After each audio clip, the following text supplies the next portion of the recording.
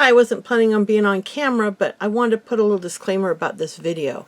I made this video weeks and weeks ago, back before I knew Hobby Lobby was getting rid of their coupons for one, before Valentine's Day, and I just didn't want to put it up because it wasn't very good. It's not the worst video I did, but I wanted to be a little clearer in my photography. But I thought I'm going to go ahead and put it up because it's got some good information and I think you can follow it. But as I do more wire wrapping videos, I'll make sure that they are more clear. And if you've been watching my recent videos, you've seen I've kind of perfected how to be in the camera. This one was before I perfected it, but I think it's still a decent video. I think you can still follow along. And at the end, I talk about tools a little bit more in depth and show you a few other projects I'm going to do. So I just wanted to get this video up real fast to show you guys a project because I just been so crazy busy with a lot of stuff going on and getting my mercari shop set up that I haven't had the kind of videos I've wanted to do. So let me get this video up now, and I just wanted to put this little disclaimer to let you know I understand the camera angles aren't always perfect, but I think it's good enough for sure that you can follow what I'm doing and know what I'm doing. And at least, the very least, there's a lot about tools and technique in here that I think you might find interesting. But the next one will be back to the better quality videos that I'm doing now that I've figured out where to put the camera. So going forward, they will not have me out of frame at all, although I tried really hard in this one to stay in frame and did a fairly good job. But I wanted to put a disclaimer so that you know I know, but I wanted to just give you a video because I don't have this stuff out right now, and it might be a few weeks before I can do another video in this style, although I will be doing some steampunk ones. But anyway, so here we go. This is the video, and I hope you enjoy it. Hi, it's Steffi from Steffi's Beads and Baubles, and I was asked by my friend Colleen if I would do some wire wrapping. Now, keep in mind, I'm a little rusty. I do some on a regular basis, but it's not what I do often, so I got to get back into it. But I wanted to show you something kind of simple and basic. So I made this earring using some wire wrapping skills. Now, my knot at the top is not perfect by any means. This is something I'm going to tell you right now. It takes a lot of practice till you get it where you like it. But I wasn't going to wait till I got it perfect to show you. I'm going to show you the technique, and both you and I can practice it, because I can loop good when I really try, but for some reason today was not the day to get it perfect. So I still want to show you what I did, and maybe my second one I'll do better. But I made this earring, and I did a roll on the bottom, because sometimes you don't want to use a straight head pin, and I looped the top, and somehow, I don't know what happened. But basically what I did is I took my little, now these are a plier that I don't know, in fact I won't use these because you can't, I don't know where to find them. I'm going to get a pair out that you can find. That'd be these double looping. You can find these easily. And you're going to take and just roll it. You're going to take and roll however size you want. You can roll it big, you can roll it little. Now once I get started, I usually take the pliers and kind of go around. And this one's coming out a little squared off. It's not going to look quite the same as the other one, but I used my other pliers for the other one. So, and then once you get it, now see, that one's going to be a totally different shape, which is fine if they were matching, but they're not. So let me try the other side and see if I can get it to come out right. The other pliers I have are my favorite, but I don't even know where to tell you to get them. And they have a round and a flat, and they seem to work the best. But I found them once, and I haven't found them since. And I bought, luckily, 2 pairs. But I'm going to try it again. Nope, I think I'm bending it too quickly. All right, let me... Your first one can come out any way it wants, because at that point, you're just getting it started. And then the other one, you can match it to it. But I'm telling you, it's harder than it looks. But again, they don't have to be perfect. Now, once you get it where you want it, you're going to take and hold it with the pliers and bend it so it goes up. And then just kind of match them up as best you can. You know?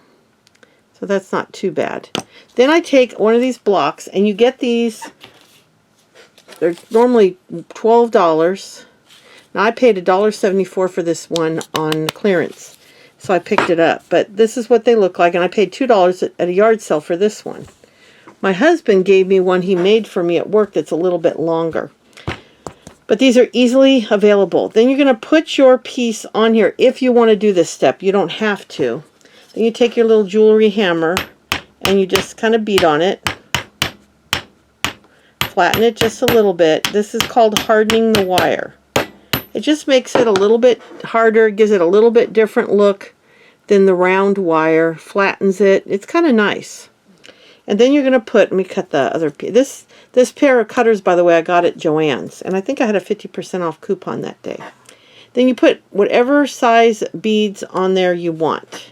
These are fairly large beads. So, but you do that, and then you're going to take your double round, and you're going to take it kind of far up because you want a decent sized loop. And you're going to make a loop. You're going to pull it underneath like that. And then you're going to pull the wire. Now see, I'm going to try to do it better this time. And then kind of go around just a couple times. I went around too many times last time. That's exactly what I did wrong. Then once you get it around a couple times, you're going to cut it. And then I take my pliers and just bend that last little piece of wire. I hold on to the, you can hold on to the top or the bottom with another pair of pliers if you need to, but if you have a soft kind of craft wire, it shouldn't be too hard to do. And then you can take, if you want the loop and this to go the same direction, because when this goes on the pin, this would be sideways, you just take and you turn them. And then they're the same way. It's that simple. Then you're going to take, I personally like to open up my ear wire and slide the earring on. I don't really like to wire wrap with it around a loop, because if you put this on and then try to bend this, you can't get as good a loop. You need that round. You need that around the whole thing, if you understand what I'm saying. If I try to do it with that in there, this gets in the way. So I like to open the ear wire and add it on. But this is, you know, the pair of earrings looks like. They're not going to be exactly the same, but they're homemade and they're handmade and they're wired. So you want them to look a little bit different. Now you can see right here I have too much space. Now you can fix that slightly by just bringing this up slightly on the bottom. Like that. Even if it makes it not quite match, you can fix that. Now, I did not do a good job on that. I did a much better job on this one. But I'm going to tell you right now, it just takes practice. I'm a little rusty. I have no problem looping, but I haven't done this type of work in a long time. So just get out there and practice. Now, if you don't want to do that, then you can do several things. If you don't want, head pins are a lot harder to bend. I will be honest with you. But you can take and you can just roll it tightly. Like this. You can just roll it around tightly. And just make a little coil at the bottom. Like that. If you don't, and you don't have to wire wrap it if you don't want to. I mean, flatten it. You can just put a bead on and have that little roll show underneath. Now another thing I've done that's a lot of fun, and this is when you can play a little bit. You can take the wire, and I would say get some wire and just play. And make some head pins. You can also do like a zigzag. I've done this before, where you zigzag it slightly. And you can do that, and then bend it straight. See? And then when you hammer that, it kind of looks neat. Try not to hit your hand, though. I can't say I've never done that, because I probably have. And you can do that. Or you can, do anything you want. You can make letters. You could do anything. And just make something that's going to stop the bead. Basically, all this has to do is stop the bead from going down. See? You can use head pins. I don't know if I have one here to show you. I do. But head pins tend to be really hard. Some of them. Some of them are thinner. Let's try it with this one. The thing is with the head bead, you have to find beads that will not go over the edge. Like, see, that comes right off. So you have to go with a bead that's on the bottom that's a little smaller. Or you have to put a seed bead on the bottom to keep it from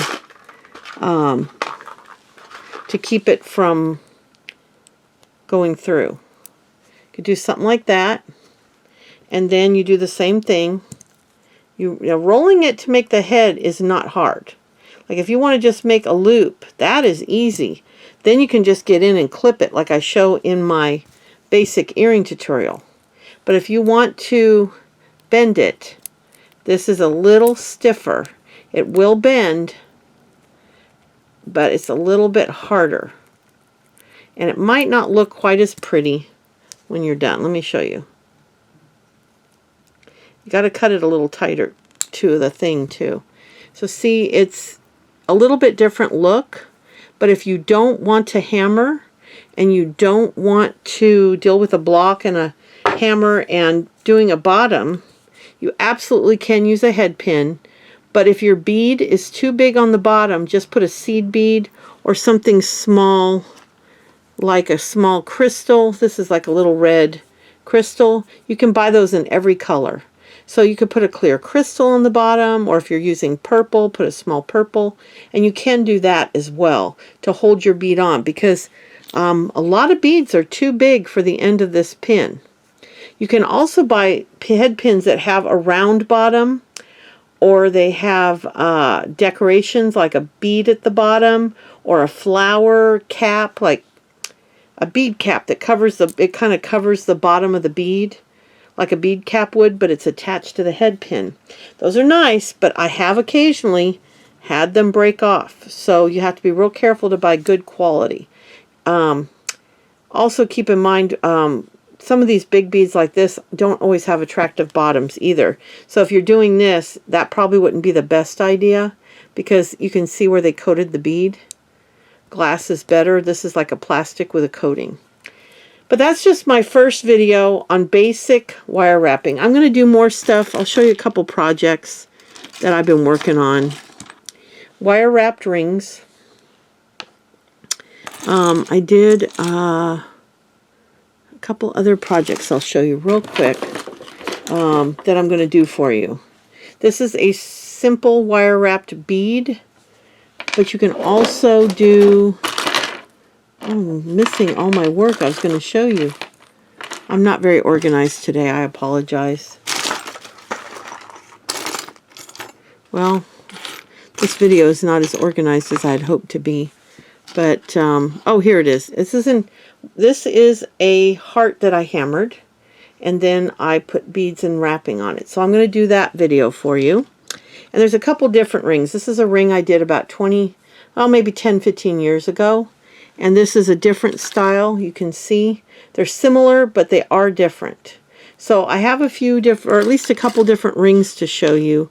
And then some other, like I do floating hearts and stuff like that. So I've got a few different videos I am going to do for you, but I wanted you to start by practicing. Now see, that's my first knot. I think that looks terrible. Some people might like that. I like how my second one came out better because I didn't put it around as many times. I think on the top sometimes just going around twice looks really nice. And then however you want to do the bottom, whether you want to do a head pin with a flat bottom, or you want to have fun and be playful, you could do your initial, one of your initials. You could do a letter S. I mean, that could easily be an M, or, you know, you could have a lot of fun with it. So anyway, just a basic video. I just kind of wanted to show you something you could practice. Get good at that. Get good at just wire wrapping. And if you want to do this, I will be doing some hammering videos too. You do need to have something you can hammer on, whether it be a metal table or one of these blocks. And keep in mind, if you go to the store to buy one of these blocks, now you're not going to, chances are you won't get it for $174, but you can use your 40% off coupon, and then it's not that much. And this thing is indestructible. You will literally have this forever. They weigh a good amount too. I don't even know what they weigh, but it's pretty heavy. I would imagine a pound at least. I don't know. Let me get out my scale and I'll tell you. That's why it probably wouldn't be advisable to order it through mail, because I don't know for sure that it wouldn't cost you more for the shipping. Let's see how much it weighs. 1 pound, 5.5 ounces is what it weighs. Can you read that? 1.55 pounds. So it's pretty heavy. I mean, it feels heavy when you pick it up. So, but those are your basic tools. The block, the hammer, which they sell these in the store. I got this, the same yard sale. I got this for $2. I got this for $3 in the package. But they aren't that expensive. You'll need a good craft wire, maybe 22 to 20 gauge. I don't want a real thick wire when I do it, so I would look for something that looks thick enough to be good for jewelry, but not too thin. And like I have this this kind of wire here. See how thin this is compared to this? You don't want anything quite that thin. That's this stuff here. But 20 to 22 should be good. And again, if you use your coupons, you can get a good deal. This is one of those projects you're better off taking a few weeks to buy your tools. You're going to want pliers. You're going to want probably the double loop. You're going to want some chain nose and a good wire cutter. They sell this type in the store at like Michael's and Hobby Lobby, but you can see how chewed up that is. Can you see that? That's because this is not as hard as some of the wires you cut with it. This wire's good, but when you're cutting like the head pins, they're really hard, some of them. Where this is extra heavy steel, and it's supposed to be much heavier duty. In fact, I kept the packaging for it, and it says it is carbon steel for durability, long tool life, and rust resistant. So, and you can arrange this if you want it to not close all the way. You got that little screw. I've not used that, but it is. This is the brand Bead Buddy. This is what it looks like, and this was at Joann's. And this is also flush cut, so it'll cut it flush, which means it won't have a point when you cut some stuff. See how straight that is? On some cutters, let me find my old cutter.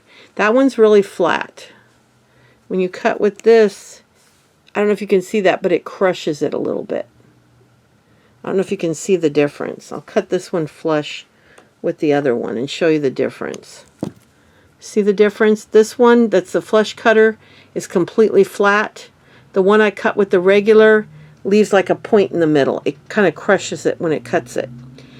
If you want your pieces to look really professional, this is better, and this is not that much more expensive than this. If you go to Joann's with their coupon, I think this might have been, you know, I don't want to tell you a non-truthful price, but I don't recall it being that much. And I think it was 50% off. So, but if you get a good tool, you'll have it forever.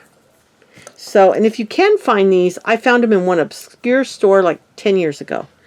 I have a vintage one that my husband bought me that I used for years. And I loved it, but it's awful small. So let me see if I can find it and show it to you. He bought this for me at a yard sale many years ago. Now, it's actually nice to use when I want it extra heavy. But this is a vintage jeweler's tool. And when I found the modern version, I was thrilled. And I bought 2 of them because I didn't know if I'd ever find it again. And I don't even know what it's called, to be honest with you. But these are very easy to find. Everybody sells them.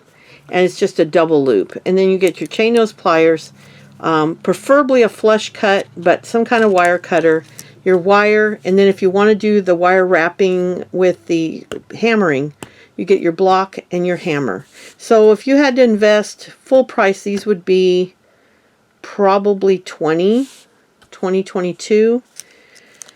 The tools are usually about $8 each, $8 or $9 each, and then the cutters can be anywhere from $7 or $8 up to, I don't know, this could have been as much as $20 full price.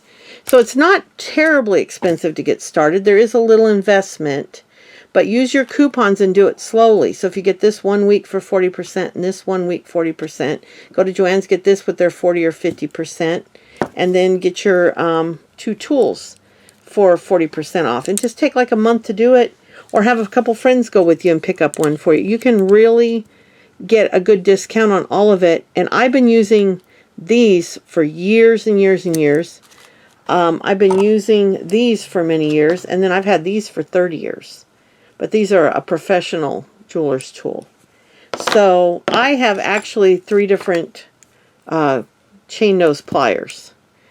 These 2 are very close, but one you can see has a blunt edge and one has a pointed edge. And then this is also kind of a blunt edge. And they come in real handy to have 2 when you have to tweak things. So I always recommend, if you're going to do any kind of jewelry creating, get 2 pliers when you can. But I've had all of these for many, many, many years. This is newer because I wanted to show something in the videos you could buy, because I know you can't buy this, and sometimes this really does come in handy. So that's your basic tools. A good wire. You want a soft craft wire. It has to be bendable. And I will try to get an actual size for you by the time I do my next video, because my wire is all so old, I don't have the packaging. So I will go to the store. I'll bring a piece of wire with me.